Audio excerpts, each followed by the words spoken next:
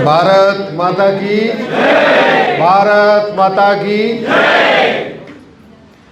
जिन लोगों का घुटना ठीक है वो लोग इधर सामने आ जाए। जिनके घुटने गड़बड़ हैं वो कुर्सी पे बैठे, और जिनके जिनके घुटने ठीक हैं वो कुर्सी छोड़ के आगे आ जाए।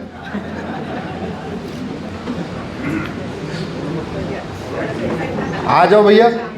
कोई भी बहन और कोई भी बेटी खड़ी न रहे। एक बहन वो पीछे खड़ी है, इधर आगे आओ। बहन बेटियों के लिए यत्र नारस्तु पूज्यते रमन्ते तत्र देवता।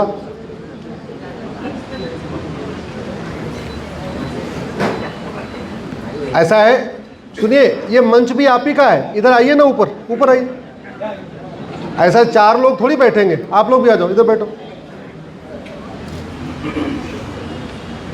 आ जाओ भैया, पीछे वाले इधर आगे बैठ जाओ आराम से। अरे आ जाओ, इतनी किताब है, टाइम लगेगा समझाने में। आगे आओ।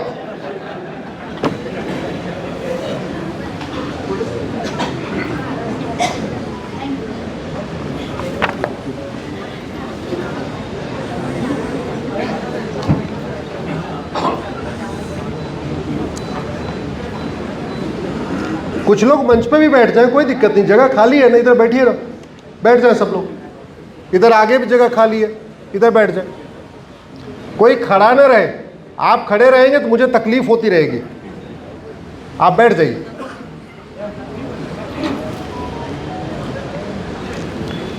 सबसे पहले इस पवित्र भूमि को प्रणाम करता हूं। छत्रपति शिवाजी महाराज को प्रणाम करता हूं।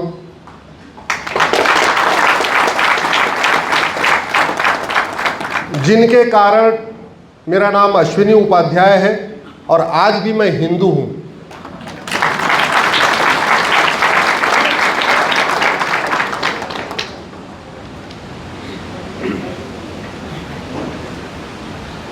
इस पवित्र भूमि ने सनातन धर्म की रक्षा के लिए एक से बढ़कर एक महापुरुषों को दिया है।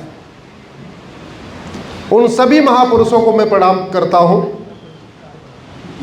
शाहू जी महाराज को प्रणाम करता हूं, वीर सावरकर जी को नमन करता हूं, बाबा साहब अंबेडकर को नमन करता हूं, परम पूज्य हेडगेवार साहब को प्रणाम करता हूं, गुरु गोलवरकर जी को नमन करता हूं, महात्मा ज्योतिबा फुले जी को नमन करता हूं, लोकमान्य तिलक जी को प्रणाम करता हूं और चापेकर बंधुओं को सत सत वंदन करता हूं।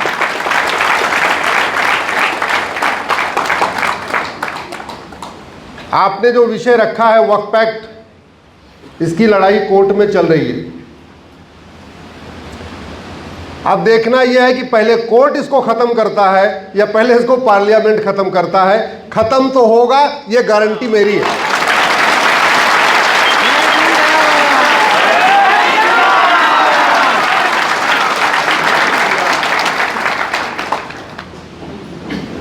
हमारा परिचय करा रही थी बेटी, तो उसने बताया 75 में जन्म हुआ और 2002 में ला किया। तो कुछ लोग कैलकुलेट कर रहे होंगे बीच में किया क्या फिर। तो बीच में मैंने इंजीनियरिंग किया और मैं पहले इंजीनियर था। एक स्कूटर बनती थी एलमल वेस्पा, मैं उसमें था। उसके बाद हीरो ग्रुप में गया। फिर एक गवर्नमेंट की कंपनी थी, अब तो प्राइवेट हो गई है, उसका नाम था मारुति उद्योग लिमिटेड, अब उसका नाम हो गया मारुति सुजुकी लिमिटेड। मैं मारुति में था। जापानियों के साथ काम करता था, तो जापानी हर समस्या में 5 बार व्हाई लगाते हैं। कुछ भी प्रॉब्लम आएगी उसमें 5 बार व्हाई लगाएंगे। सड़क टूटी, व्हाई, मटेरियल खराब था, व्हाई, कमीशन ज्यादा चला गया, व्हाई, कानून गड़बड़ था, व्हाई। तो कानून को बदल दो, आगे से सड़क टूटना बंद हो जाएगी।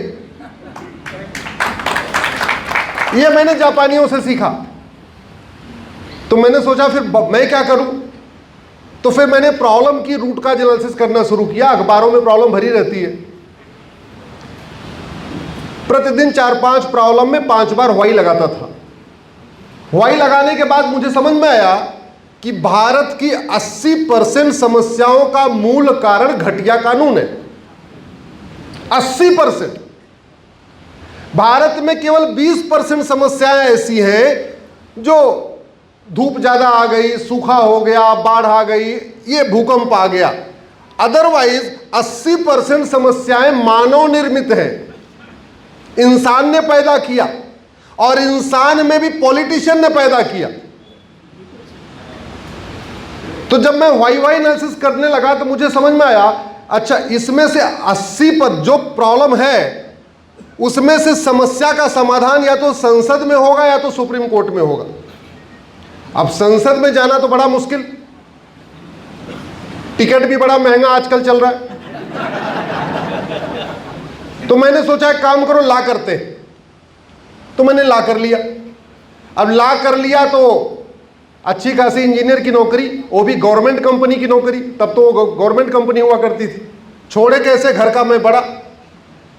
लकली मेरी पत्नी को अध्यापिका की नौकरी मिल गई और 8,500 रुपए की, और उस समय मेरी तनख्वाह थी 1 लाख रुपए। जैसे 8,500 की नौकरी मिली वैसे मैंने 1 लाख की नौकरी छोड़ दिया और सीधे सुप्रीम कोर्ट आ गया। भगवान की कृपा से राम जेठमलानी जी से संपर्क हो गया, उनका चैम्बर ज्वाइन कर लिया। 2 साल तक आतंकवादियों की फाइल पढ़ी, जेठमलानी जी के पास सारी वैसी फाइल, दाऊद इब्राहिम की फाइल, छोटा शकील की फाइल, भारत के जितने हत्यारे आतंकवादी सारी फाइलें उनके पास थी। तो 2 साल में हमने संविधान का इंटरप्रिटेशन करना सीखा। फिर मैंने उनको कहा कि गुरुदेव आपसे जो सीखना था सीख लिया, हमारा रास्ता कुछ अलग है, हम अलग काम करते हैं। 200 से ज़्यादा PIL हो चुकी है, 500 से ज़्यादा जिलों में प्रवास हो चुका है भारत के। Monday to Friday Supreme Court रहता हूँ, सैटरडे संडे आप लोगों के बीच में रहता हूँ। 2024 में एक रविवार में अपने घर में था, उस दिन भैया दूज थी, दीपावली के बाद भैया दूज आती है ना, तो मेरी बहन आई हुई थी, इसलिए मैं एक रविवार अपने घर में रहा। बाकी 51 रविवार और 51 शनिवार में देश में घूमता रहा और 122 जिलों में गया 2024 में। 2023 में मैं एक रविवार अपने घर में था, 12 नवंबर को, उस दिन दीपावली थी। रेस्ट 1151 सैटरडे संडे में देश में घूमता रहा। 2023 में 115 जिलों में गया था। 2022 में मैं 3 रविवार अपने घर में था, क्योंकि एक रविवार को होली थी, एक रविवार को दीपावली थी और एक रविवार को कोई और त्यौहार था। रेस्ट 49 सैटरडे संडे आप लोगों के बीच में रहा। अब ये दिनचर्या हो चुकी है। 800 जिलों में से 200 जिलों में प्रवास करने का कारण ये नहीं कि मुझे घूमना अच्छा लगता है। साल में एक संडे घर में रहने का कारण ये नहीं कि मुझे अपने बाल बच्चों से लगाव नहीं है। मुझे अपने बच्चों की भी चिंता है और आपके बच्चों की भी चिंता है।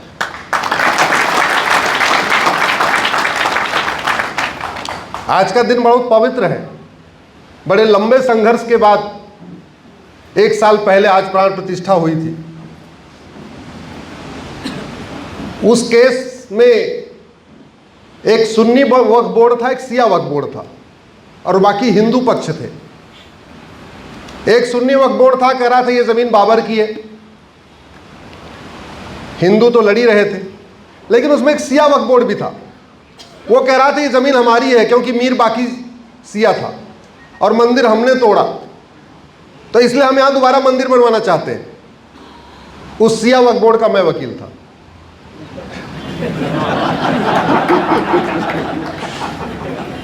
उस शिया वक्फ बोर्ड का मैं वकील था जो कह रहा था कि बाबर, चूंकि मीर बाकी जो बाबर का सेनापति था, जिसने तोड़ा था, वो शिया था, तो शिया वक्फ बोर्ड के चेयरमैन उस समय वसीम रिजवी जी हुआ करते थे। उन्होंने मुझे एंगेज किया हुआ था। हमने ये कहा कि न ये सुन्नी वक्फ बोर्ड को मिलना चाहिए, न ये हिंदुओं को मिलनी चाहिए, हम मीर बाकी के वंशज हैं, हमको मिलना चाहिए, हम यहाँ भव्य मंदिर बनाएंगे।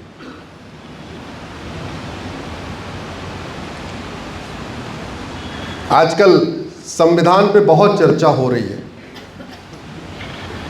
कुछ लोग तो संविधान सुबह से लेकर शाम तक, और एक बार चेक किया तो पता चला अंदर सफेद पन्ना था, लेकिन हमारा वाला असली है।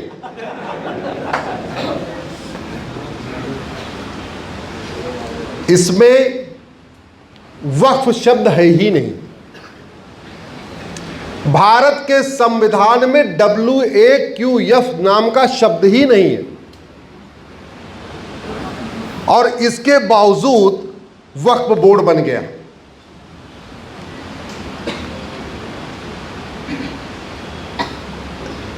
कहते हैं कि भारत में सेकुलरिज्म है,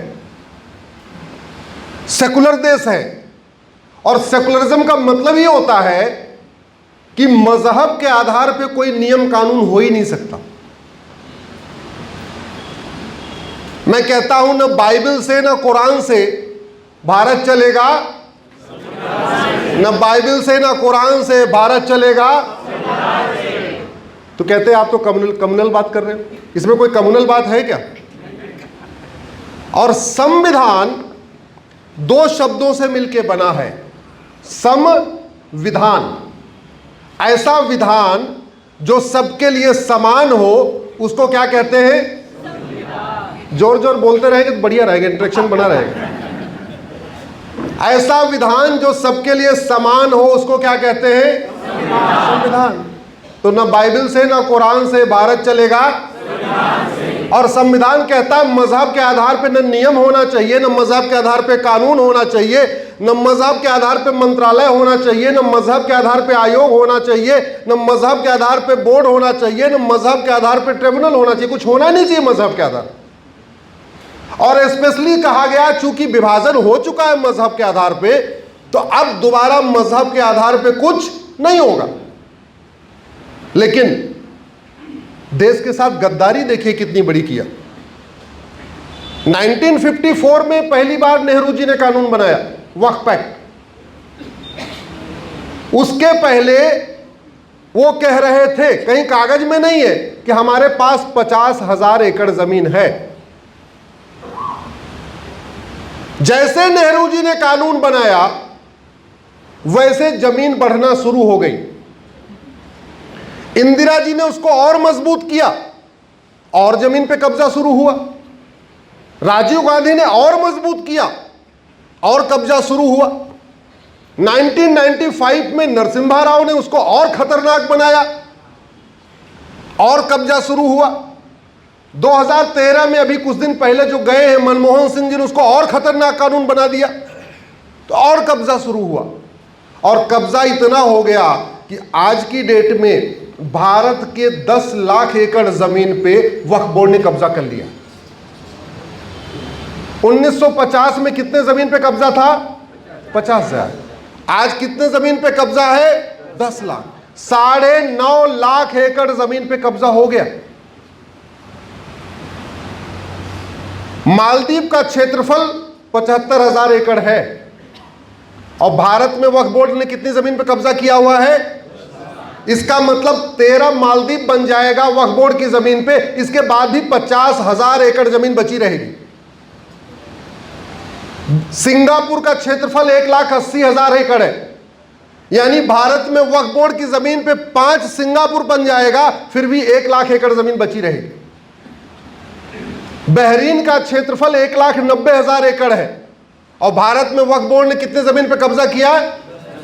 यानी भारत में 5 बहरीन बन जाएगा वक्फ बोर्ड की जमीन पे, फिर भी 50,000 एकड़ जमीन बचेगी।